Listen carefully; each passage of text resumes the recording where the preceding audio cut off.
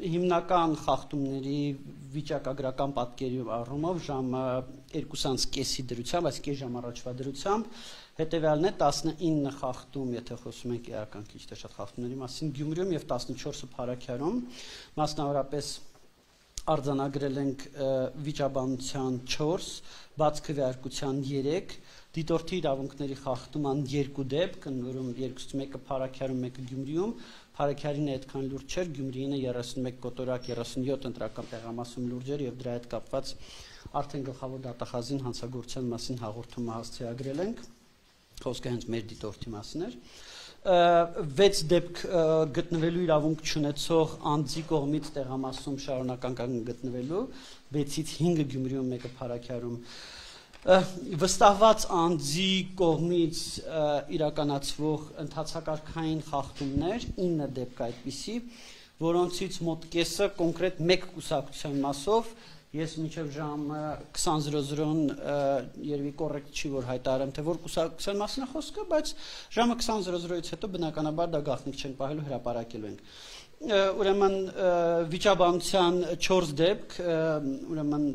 մեկը Փարաքյարում եւ 3-ը Գյումրիում եւ ուրեմն քվեաթերթիկ չտալու մի դեպք, այսինքն որ քվեաթերթիկների ամբողջ սպեկտրը չտրվի ընտրողին,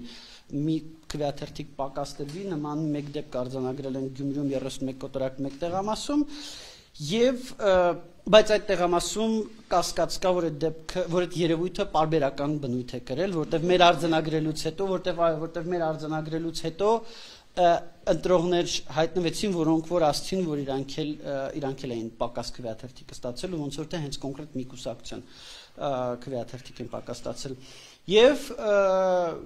ինչ որ առումով էպիկ դեպք 31 կոտորակ 70 ընտրական տեղամասում քվեարկության կտրոնի հափշտակության դեպք։ Այս դեպքով նույնիսկ ոստիկանները փորձեցին հետապնդել քաղաքացին հափշտակել էր ինքն իր քվեարկության կտրոնը, ոստիկանները նույնիսկ փորձեցին հետապնդել, այստեղ առանձին քննարկման առարկա իհարկե ոստիկանների պահվածքը, որտեղ 3 ոստիկաններից մեկը ակնհայտորեն փորձում էր բռնել եւ դա իր մոտ չէր ստացվում, բայց մյուս 2 ոստիկանները համայնքային ոստիկանության լեյտենանտի եւ ոստիկանության զորքերի սերժանտը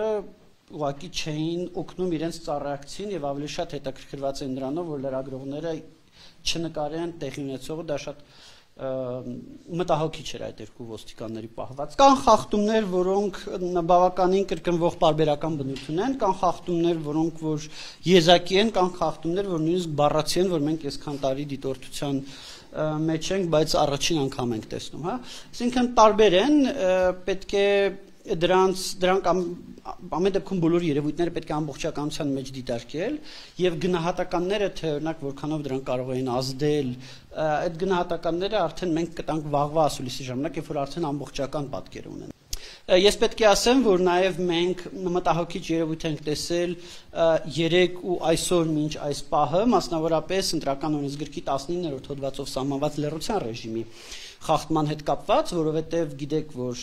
քվեարկության նախորդ օրը, ինչպես նաև քվեարկության օրը մինչև 20:00-ն արգելվում է քարոզչությունը,